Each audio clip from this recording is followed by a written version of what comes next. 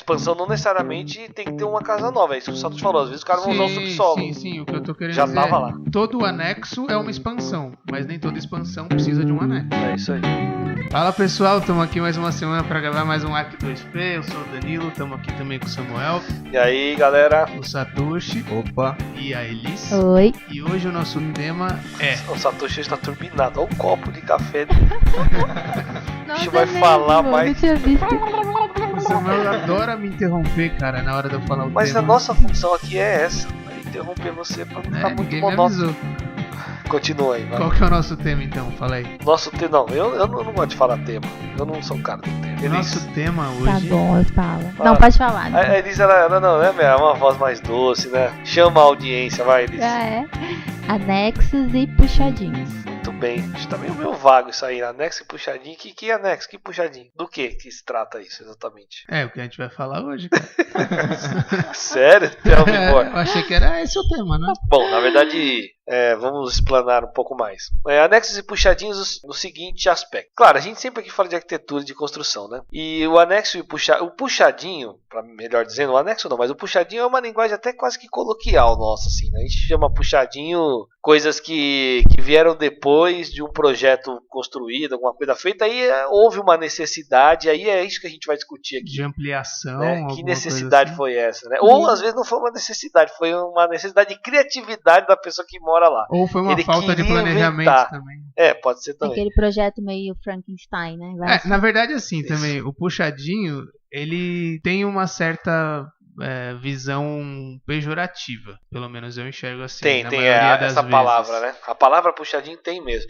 Mas, inclusive, por isso até que a gente colocou o nome do tema, anexo e puxadinhos, né? Então vocês vão ver que a gente vai discorrer aqui sobre alguns exemplos que, ao meu ver, eles têm mais cara de anexo. E realmente, foram coisas planejadas, projetadas, muito bem Mas feitas. é um puxadinho. Mas no fundo da alma deles... Como o talvez- Danilo falou, tem um lado pejorativo, mas eu falei até um pouco antes que, pra mim, todo anexo é um puxadinho. Mas nem todo puxadinho é um anexo.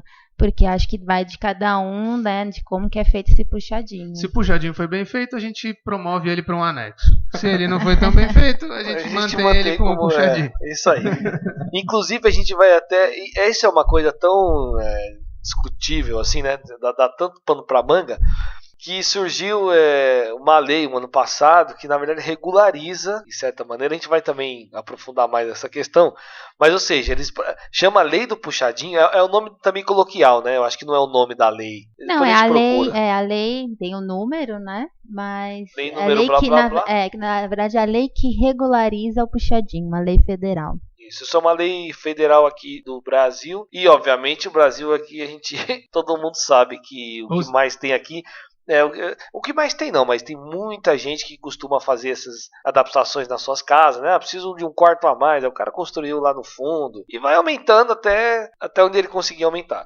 Ou seja, ele só regulariza, né? Ele não, antes nada impedia que criassem os puxadinhos. Exato. Não é que agora vocês podem, não. Agora a gente está regularizando o que já foi feito sem autorização. A lei, na verdade, é para permitir que ali fiquem vamos dizer assim, duas casas, né? Duas habitações regularizadas. Então, se eu tenho uma família, meu filho casou, que é muito comum isso, e aí tem o puxadinho, tem o puxadinho, então ele consegue regularizar de uma maneira que ele fica com o puxadinho no nome dele e a casa... Ou aluga pra Airbnb. Ou aluga, exato. O que me faz pensar que, na verdade, o governo não está preocupado com a felicidade de quem vai morar lá, que você precisa entender. Eles estão preocupados em arrecadar IPTU. Então, se você vai ter mais uma casinha regularizada, que bom. Ótimo que a gente vai captar mais recursos. Mas, de uma certa maneira, também acho que ajuda a fiscalização, né? O que é bom. Porque às vezes o puxadinho vai construindo, corre o risco de não estar sendo acompanhado, não ter uma fiscalização e vira, né? Fiscalização no Brasil. Eu acho mais ou menos por quê? Porque na verdade isso é uma espécie de lei de anistia, né? Ele tá anistiando. O cara que tem um puxadinho hoje, mas aí é que eu não sei na lei, a Elis pode até me ajudar. Se você fizer um puxadinho agora, em qualquer momento da nossa vida, a gente vai poder então construir uma coisa a mais. E ele vai ser anistiado ou isso é daqui para trás? Quem fez até aqui consegue aprovar uma puxadinha. Daqui para frente, como é que? Porque senão a lei não serve para nada. Se eu vou poder ter a lei do puxadinho aprovando o meu puxadinho, pra que eu vou construir dentro do padrão? Vou aprovar o negócio direitinho, certinho, né? Não, eu vou fazer de qualquer jeito, depois eu pego a lei do puxadinho e aprovo o meu puxadinho. Porque o puxadinho tem por essência, até na maioria dos casos, ele ocupa uma área que não poderia ser usada por coeficiente de aproveitamento, área impermeável, né? A maioria das vezes, ninguém faz no puxadinho nem da lei, a maioria dos caras fazem... E ninguém falou, eu posso construir 50 metros quadrados, mas vou construir 20. E aí, se eu precisar, construo mais 30. Pode ser que até tenha essas pessoas, mas é uma minoria, né? Vamos pensar na maioria mesmo. Então o cara já esgotou o potencial construtivo do terreno dele lá, do sobradinho que ele tem. E aí ele tá realmente nessa situação aí, putz, vai vir morar um filho, alguma coisa aí aqui. Ele faz uma cobertura na rua. Subiu, não, ele aumentou. Não, ele extrapolou, ele avança a calçada. Não, aí ele extrapolou o potencial construtivo que ele tinha lá. Então, ou seja, já não tem como. Não existe. Você não vai pagar outorga onerosa para construir mais da tua casa, né? Eu acho que nem tem essa possibilidade. Mas enfim, aí o cara construiu um pouco a mais, mas ele já invadiu a área permeável, extrapolou o coeficiente de aproveitamento. Mas quem anistiou ele? A lei do puxadinho. Então, mas aí que tá. Eu acho que você tá tocando aqui não tá tão claro com relação a isso, mas o que ele coloca é o seguinte, é a separação mesmo. Então, não sei te dizer exatamente como que ele vai considerar essas questões, por exemplo, do aproveitamento do terreno, mas ele considera o quê? Ok, então esse puxadinho, na verdade, não é mais um puxadinho, ele é vai virar uma residência. Uma residência. Então, ele tem que ter aqui, como diz, acesso próprio, tudo que que a outra casa tinha, ele vai passar a ter, certo. Só que no mesmo, assim, pra cima da casa já existente.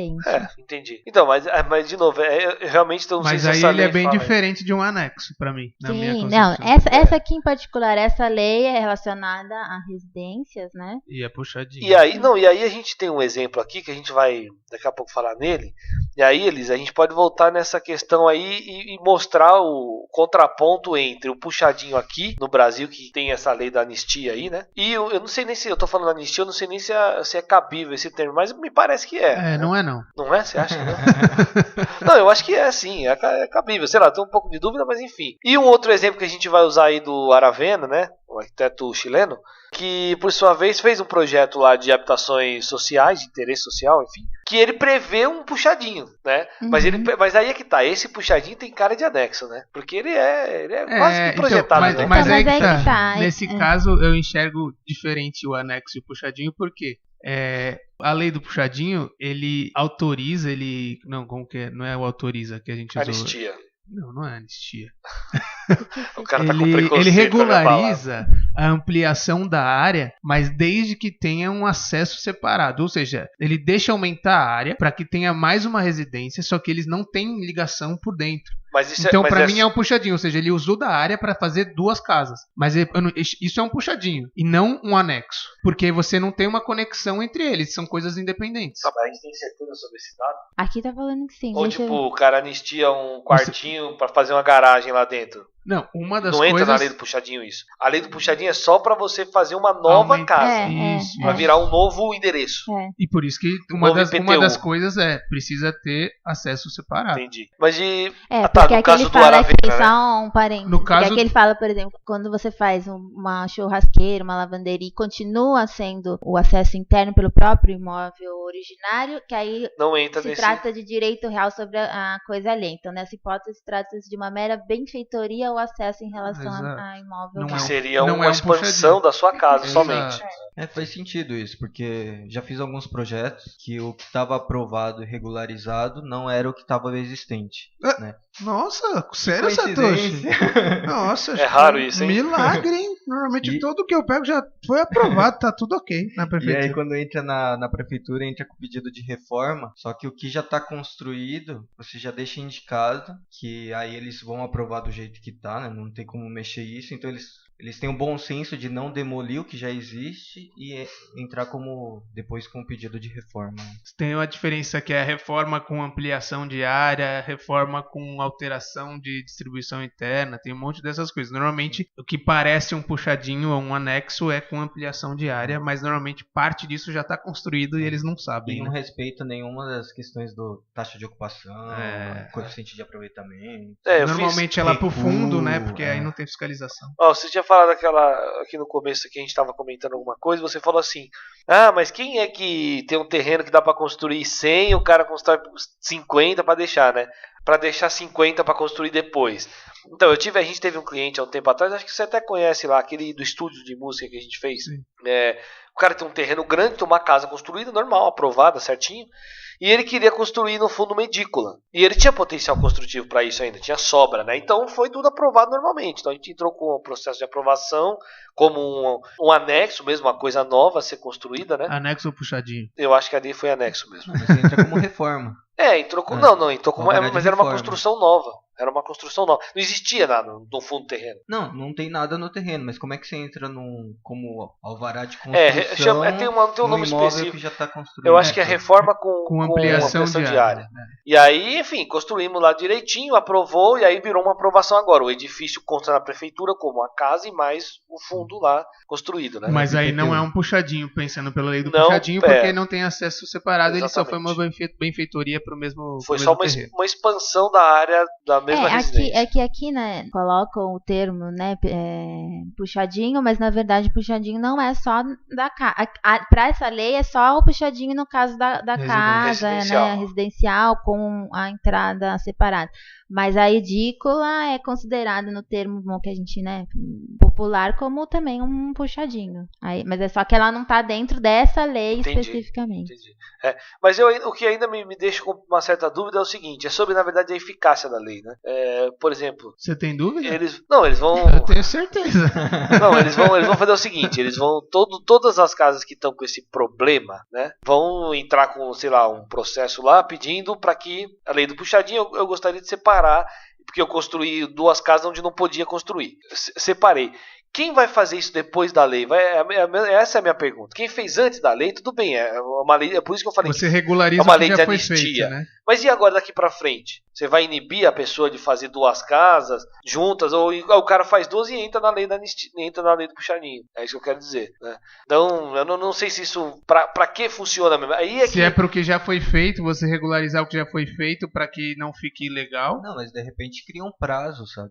Isso, eu sei. Lei dura 2 anos. Eu não sei se isso tem aí algum... Ou ela dura até 2017, quando foi feito. Tipo, 2017 pra trás, tudo é possível ser anistiado. Tudo é possível regularizar. Daí pra frente, enfim... Mas como é que o você pessoal comprova a data da construção? Não, a data da lei. Ah, o que está em 2017 para trás.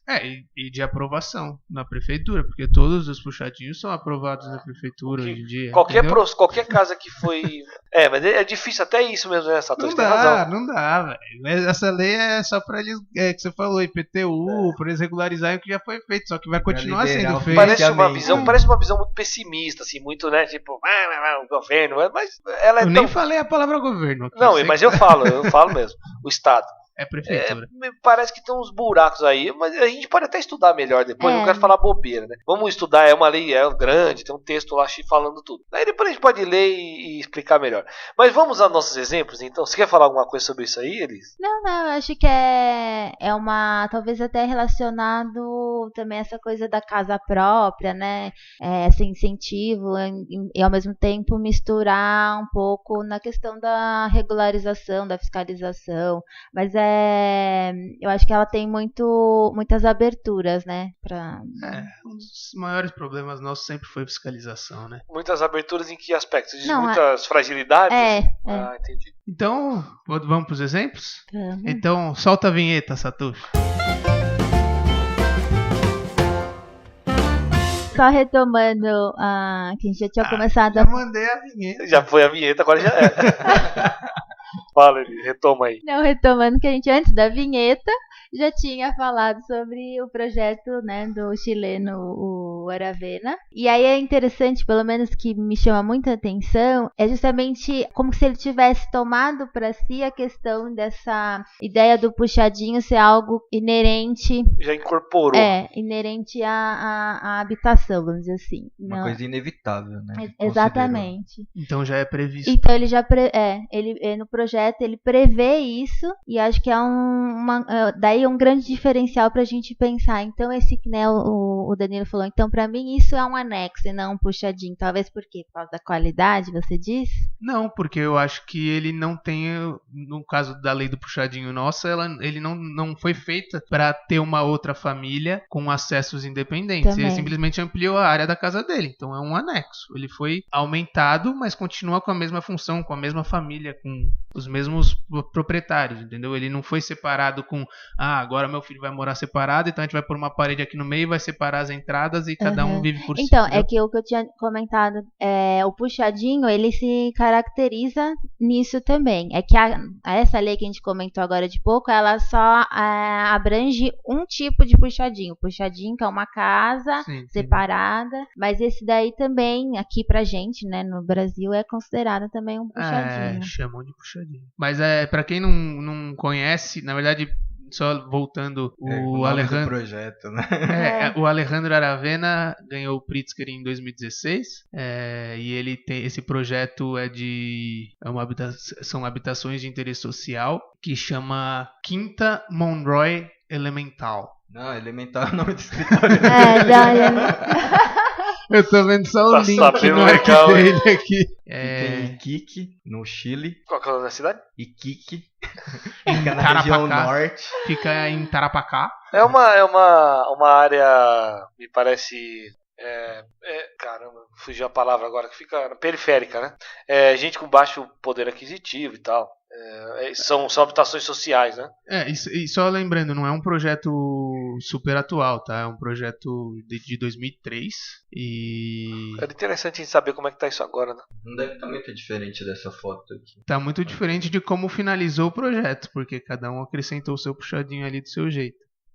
É legal, até tem no link, se vocês procurarem como Quinta Monroy lá no arc dele, vocês vão ver como que ele pensou esses possíveis conexões, esses possíveis puxadinhos. Então, já que ele sabia que já iam ter puxadinhos, então que ele conseguisse prever e deixar o espaço para cada um construir do seu jeito, né? Então, para alguns pode parecer feio, porque cada um faz do seu jeito mesmo, com o seu material, como achou melhor, e só que sempre vai ter uma parte do prédio que é igual um ao outro, né? Lembrando também que esse é um projeto que a gente está citando, mas ele tem outros 3 projetos com essa mesma ideia. De possibilidade de anexos, né? Então, eu acho que é da característica dele, do escritório, justamente isso, né? E até a minha pergunta é se nós, como profissionais da arquitetura, e sabendo que talvez, se vocês encaram dessa maneira, que o puxadinho é algo inevitável, seja ele na residência ou qualquer outro tipo de edificação, se a gente, na hora de projetar, já prevê esse tipo de intervenção. E que normalmente talvez a gente chame de puxadinho aqui no Brasil com esse ar um pouco mais pejorativo, porque você enxerga como se fosse algo não planejado, né? Então, se talvez começar a se planejar, isso cada vez fique com menos cara de puxadinho, cada vez com mais cara de anexo, né? Eu não tenho dúvida se é uma coisa inevitável, sabe? Não sei se é inevitável. Inevitável aonde? Aqui no Brasil? Não, nesse tipo de América construção, Latina? cara. Nesse tipo de construção. Então, não sei. Foi inevitável no sentido que hoje você tem uma família que é um casal e amanhã ele tem 1, 2, 3 filhos. Eu acho que isso está muito mais ligado com classe social, né? Tipo, a pessoa não tem condição de comprar uma outra casa, sei lá, depender do governo para ter uma habitação, sabe? E por mais que eles pensem em ter filho, eles falam, cara, agora eu preciso de um quarto, uma cozinha, entendeu? Então, por isso que eu enxergo como inevitável. O cara, apesar dele até saber que ele vai ter 1, 2, 8 filhos, ele não vai pensar em comprar uma casa agora para ter os 8, ele vai pensar na casa só para ele, que amanhã ele tem um filho, ele vai aumentar. Ele consegue pagar também. Exatamente. Eu acho que isso está ligado, como o Satoshi falou, uma questão social, né? Essa discussão era muito mais profunda. Mas em termos arquitetônicos, eu acho que aqui, pelo menos, ele, no caso do Aravena, né, ele teve um cuidado de projetar o puxadinho. Então, na verdade, planejar a previsão. Planejar, isso aí. Acho que não do puxadinho. Não sei nem se foi projetado isso aí, não é projeto. Tipo, acho que as pessoas, no mínimo, elas só alinham os níveis, né, do piso, da cobertura e fecha com parede. A gente pode ver até na foto, tem umas que estão um pouquinho recuadas, tem outras que estão direto na fachada, tem uma até que tem aquela bay window ali, ó. Né? Então, cada um depois dá a tua cara aí pro negócio. Mas ele só alinhou os níveis. Acho que ele projetou de uma maneira como o cara não tivesse muito como escapar daquilo, né? Então ele consegue alinhar níveis, não dá muito pra subir depois da. Quer dizer, até poderia fazer um triplex, né? Mas eu acho que. Triplex. Então, aí é que tá. Aí esse puxadinho ele é planejado, mas o que impede esse cara aqui, por exemplo, de subir mais um andar lá e ficar um cucuruto? Nada impede. Ele pode fazer isso se ele quiser. Não, a lei do puxadinho não vai impedir, vai iniciar ele depois se ele quiser.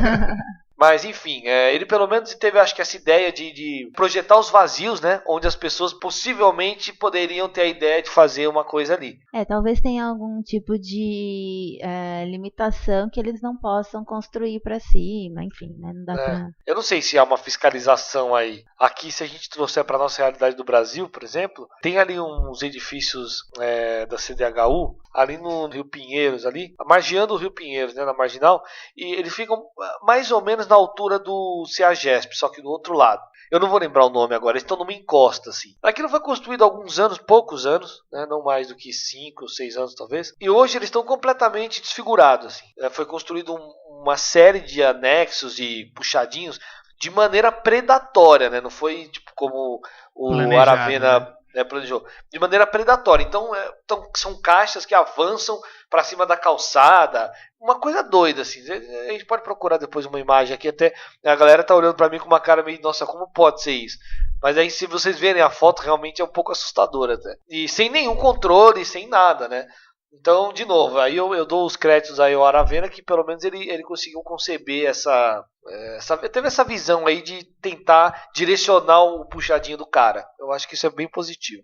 Eu acho que assim, olhando as fotos, ficou bonito? Tenho minhas dúvidas, mas saber que foi pensado para aumentar cada um a sua área conforme queria, isso provavelmente já iria acontecer. Então, a forma como ele planejou, de certa forma, deu uma coerência visual ali. Poxa, essa questão da beleza é isso que eu ia falar. Por isso que eu tô falando só a minha opinião, não de mais ninguém. Não, eu não costumo alisar muito assim essas questões. Na verdade, eu sou meio incisivo até. Mas nesse caso, eu concordo com a Elise. Eu acho que a beleza ela é subjetiva mesmo. Não, eu também concordo que é subjetiva. Não, e assim, não, mas pelo seguinte, eu acho que ali a beleza seria o menor dos problemas, ou melhor, dos problemas não, né? A falta da beleza seria o menor dos problemas. Tipo, é inevitável que aconteça essa mescla, né, de coisas, de cores, de vontade das pessoas. Eu sei que é. Mas funciona super bem, né? Acho que é isso que é o mais importante.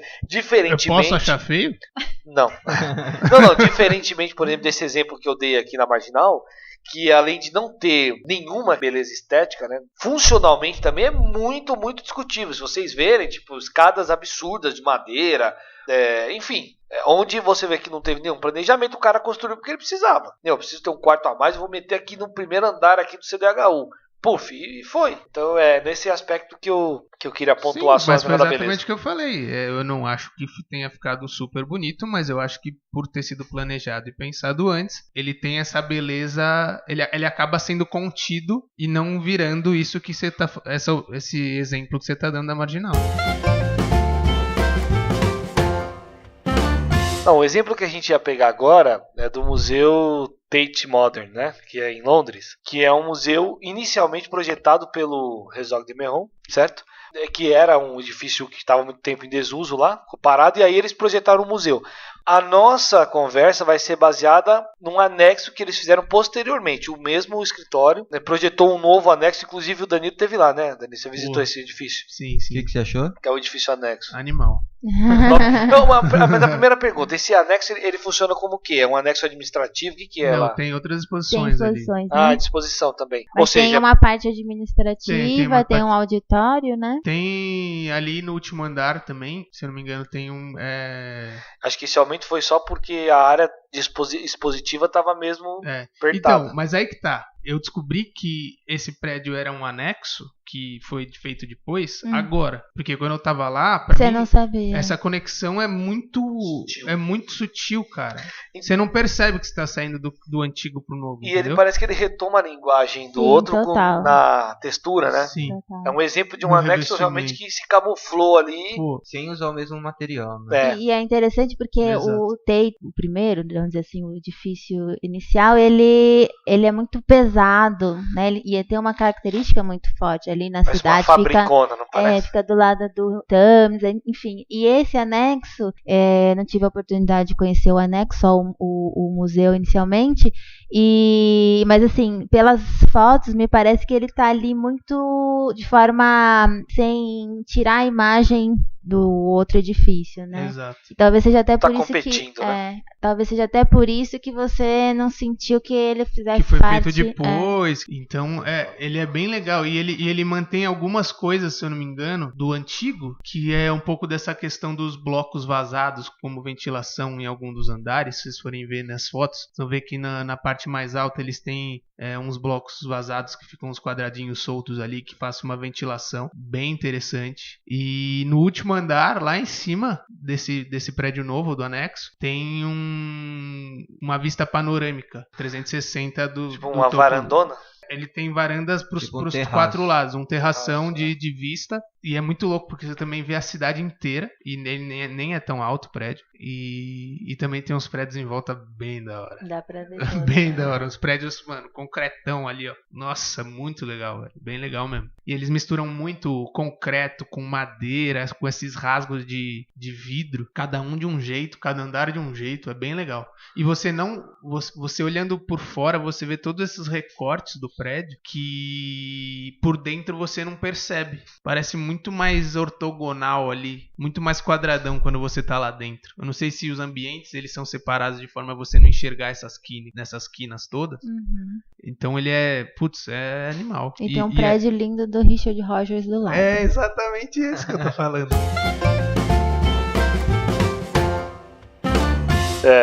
Não, nada contra o Shigeru Ban. Agora você tá se defendendo. Não, depois do que o Satoshi já falou aqui, né, de mim, do Shigeru Ban, Eu não falei nada. Não eu tá fiz um gravado. atentado Não contra tá ele, gravado. Agora tentei você se matar ele, a entregou. família dele. Eu não tava gravada, Não né? tava Não, agora. então ótimo. Então, Tá você tá ouvindo, não tenho gravando nada do contra o Shigeru Shigeru Ban. Ban. A única coisa que eu tenho contra o Shigeru Ban, que fique claro e definitivo, é o projeto que ele fez pro museu lá da Imagem do Som no Rio. Foi horrível. Mas é como eles falam, foi escorregada na casca de banana. Deixa os estagiários fazer.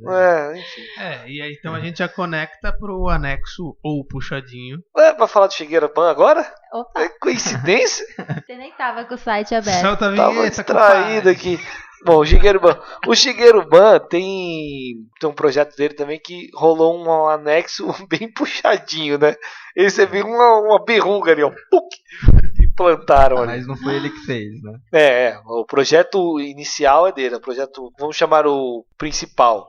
E aí o que veio depois. Quem que foi? Quem fez o que veio depois? Estúdio Lada. Estúdio Lado, eu não conheço esse escritório. Eles são franceses, né? Isso é de Nancy. Ah, Nancy, tá. Francês. É o Urbanisme, Patrimonier, Constitué. Rue Saint-Dizier, 000. Agora Você vai sabe que você vai passar vergonha, certeza, com isso aí, né, mano? Nossa, velho. Mas o Satoshi que é... Pra quem não tá vendo aqui o Satoshi é o nosso oriental. Pra quem não tá vendo, acho que todos. Não, mas é que você sabe que pode ser que alguém conheça o Satoshi, né, e tal. Mas enfim, pra quem nunca viu o Satoshi é o nosso orientalzinho aqui. E ele eu acho que vai ter mais propriedade pra falar do Shigeru Ban. Manda ver, Nossa, o Satoshi. que tem a ver, velho? Não sei se você sabe, Não, mas mas o só Shigeru pra- Ban é oriental, né? Ah, mas e daí? Se só o francês fala do Le Corbusier. Mas- Eu, por exemplo, só falo de paulistanos, eu sou de São Paulo. O piano nasceu na moca. Italiano, então. Uma pizza, tudo. Madonna, Davi. Bom, vamos lá. Do Snark. A obra é o Pompidou de Metz, do Shigeru Ban. Acho que todo mundo, se dá uma caçada no Google, vai lembrar. É um projeto com boa parte em estrutura de madeira, com uma cobertura em uma membrana aí bem Bem interessante. interessante, com os caixotes que saem da membrana, né? Então, Mas só Mas pra... isso não é o anexo ainda. não, isso não é anexo. Esse Esse é é o o museu original. museu É, como é. o caixote parece um anexo, mas não é. É um puxadinho.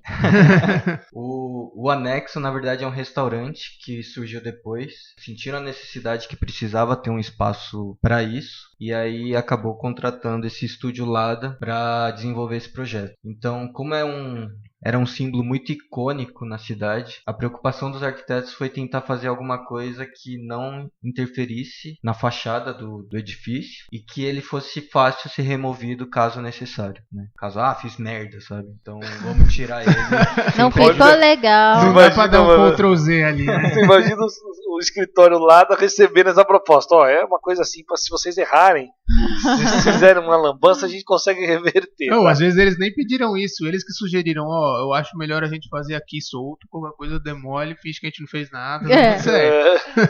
É, A vida vamos continua. vamos testar no jardim ali, der certo a gente traz pra cá. E aí eles fizeram, para tentar impactar o menos possível, fizeram uma caixa de vidro, né, para tentar trazer o máximo de transparência possível. Já num ambiente que era um pátio, né, com uma vista, né, pra cidade. Mas que ele tivesse também a possibilidade de visualizar ali de quem estivesse dentro do restaurante o museu. Mas é nítido que é uma coisa que foi acrescentada, né? Porque ele não encaixou tão suave, né, nesse pátio.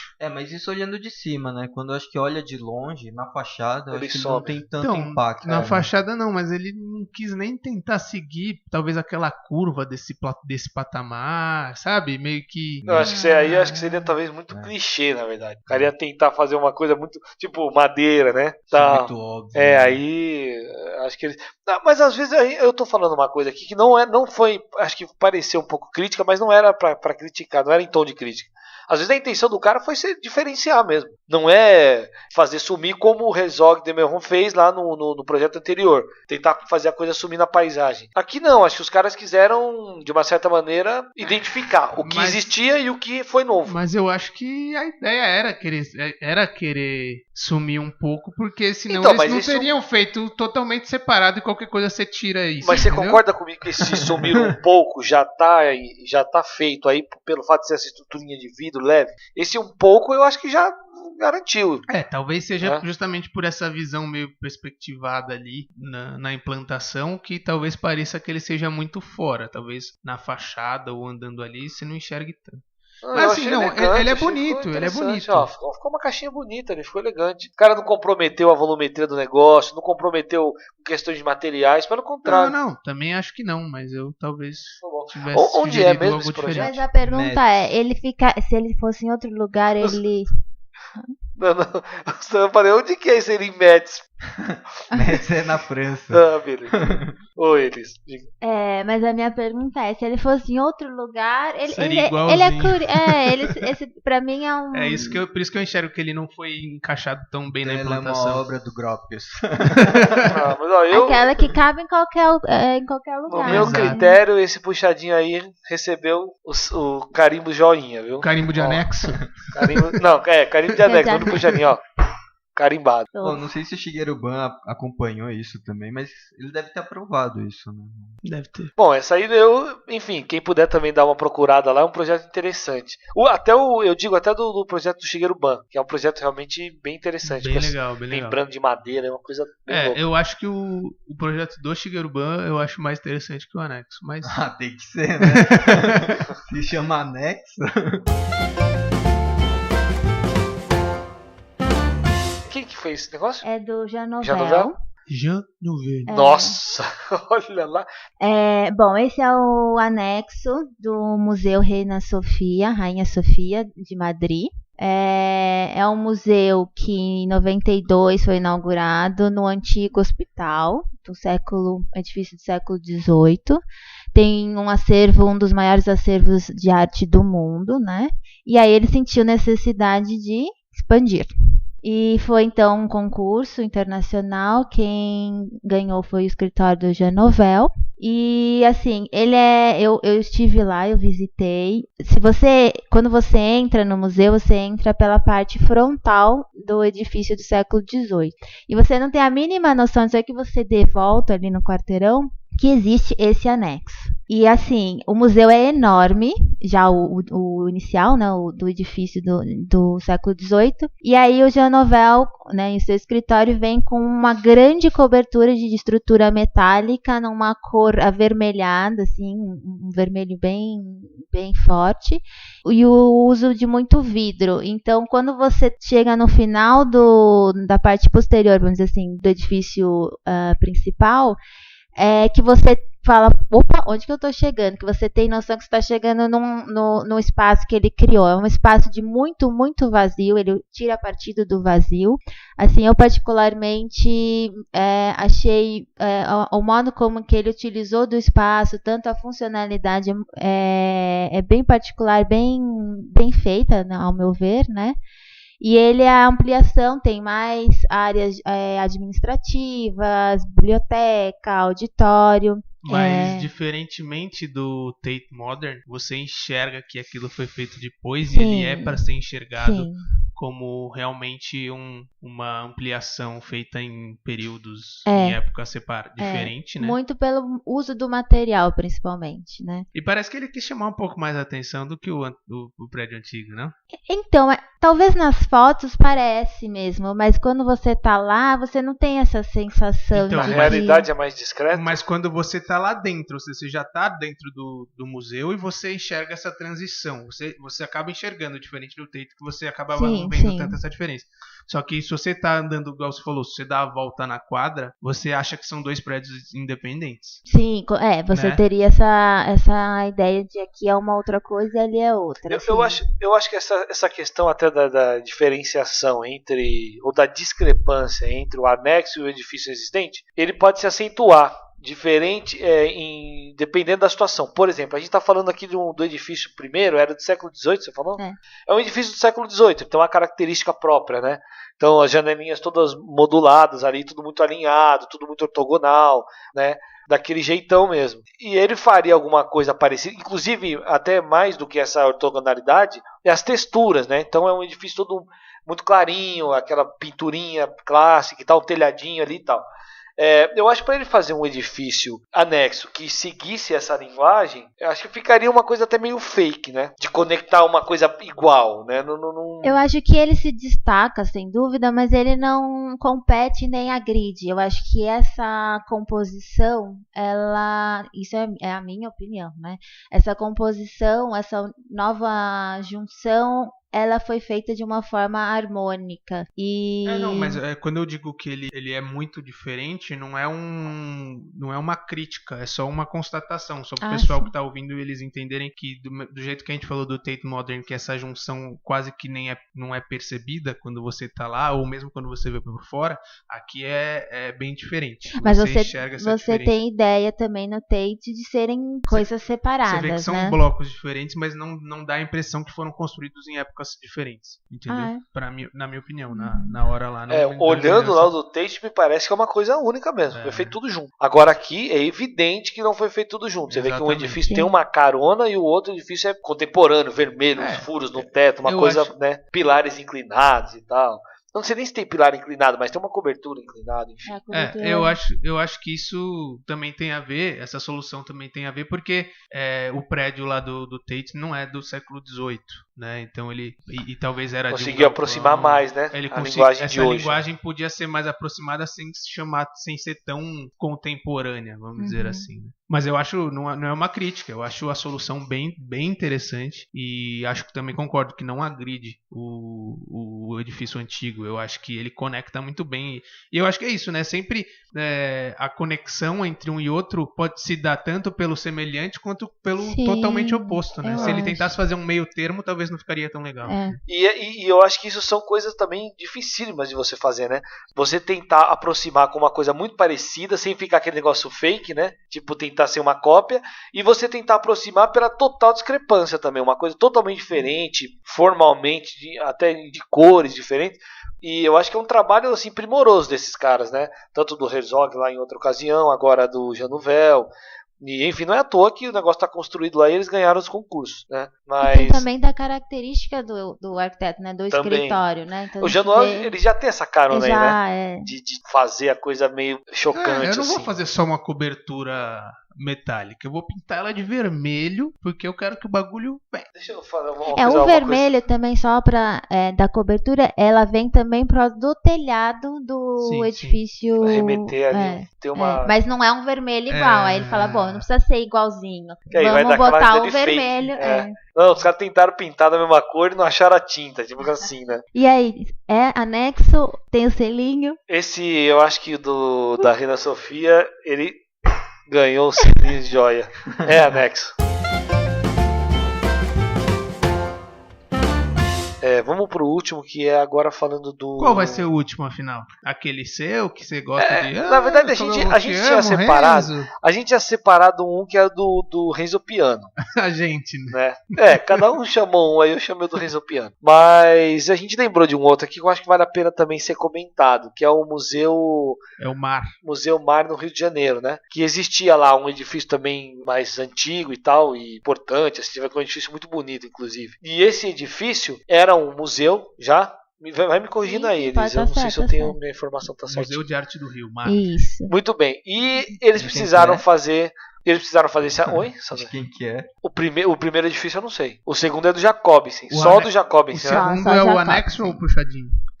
É um belo puxadinho, hein? Eu chamo de anexo. E aí o que eles fizeram? Eles multiplicaram ali, no lado ali, né? Fizeram uma caixa de vidro, inclusive usando o tal do U-Glass. Acho que eu tinha comentado aqui outro dia. Sim.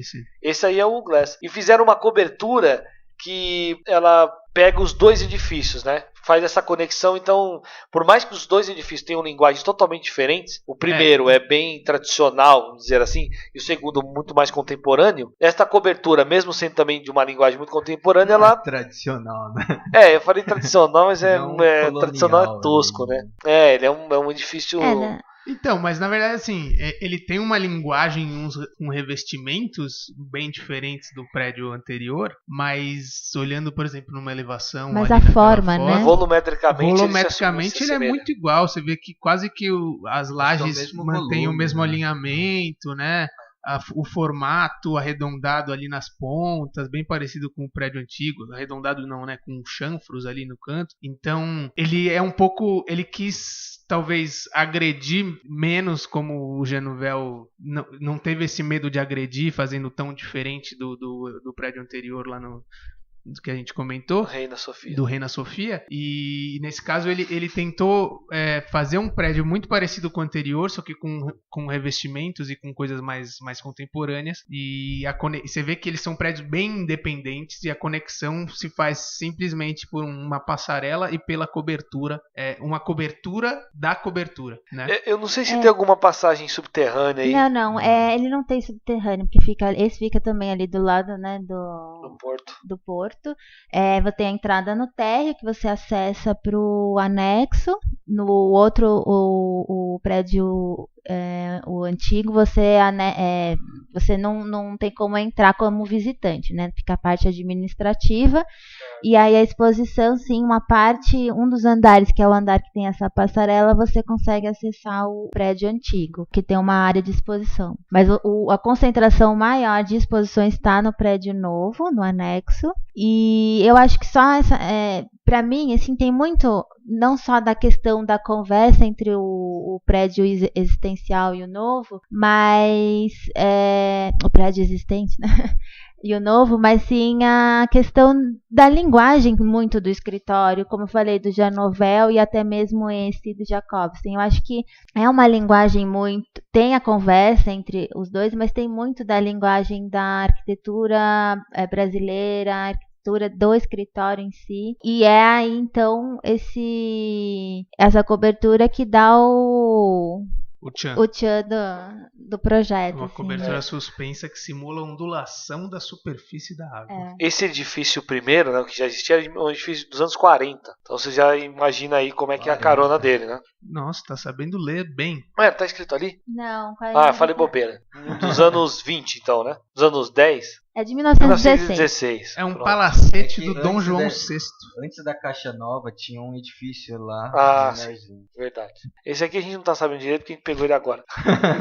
Mas enfim, é um edifício muito interessante, um projeto muito legal também do Jacobsen. Vale a pena visitar quem estiver lá pelo Rio de Janeiro, porque a conexão foi muito sutil, mas foi muito bem feita. Um projeto muito elegante. Principalmente pela cobertura, como o Danilo já comentou aqui. E da né? cobertura ali você consegue ver, tem a vista e tem vários puxadinhos do outro Com lado. terração tem em cima, né? Tem uns puxadinhos atrás. Tem né? uma comunidade ali do lado. Mas esse aqui eu acho que também merece o selo anexo. Projeto primoroso também do Jacobsen. Então, já que agora a gente começou a dar o selo agora depois, me fala se o Doravena ganha o selo anexo ou puxadinho.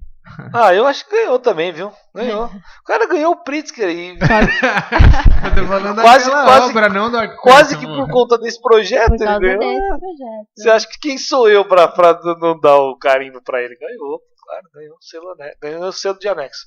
E tem uma saideira, não tem? A saideira. É, A a gente ia dar saideira. 5 exemplos, mas aí o Samuel eu quero Ele falar tava do Lenz, chorando. o piano, o Reis, piano. o piano. Não, você Beleza. respeita este projeto que além do piano, ele na verdade inicia. Meu, eu tô até emocionado. Eu preciso falar pra vocês nesse momento, porque é o seguinte, esse projeto é um dos projetos que eu mais admiro de todos os trabalhos que eu já estudei de arquitetura. É o Museu Kimball, que foi inicialmente projetado pelo arquiteto Louis Kahn, falecido já. E, enfim, é um projeto primoroso, um museu primoroso também. Realmente o cara tem uma sensibilidade teve uma sensibilidade para projetar isso aí de uma maneira ímpar, assim, como eu dificilmente vi em outros lugares. Apesar dele ter uma forma bastante simples, ter uma linguagem muito simples, como já era característica do Louis Kahn, né?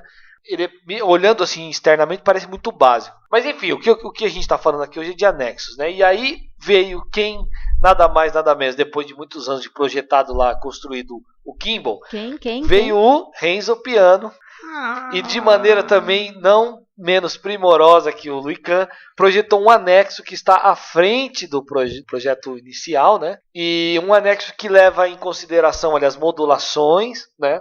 E até de uma certa maneira a volumetria, mas é claro com uma releitura muito contemporânea e com obviamente a linguagem exclusiva do Renzo Piano, que você vê uma coisa dele e você sabe que é dele. E esse a gente a gente enxerga também muito como, olhando de quem tá de fora, como dois edifícios distintos, né? Na E verdade, menos do que o mar que a gente tinha comentado, né, que você acaba vendo essa conexão com passarela e com a cobertura que conectam os dois edifícios.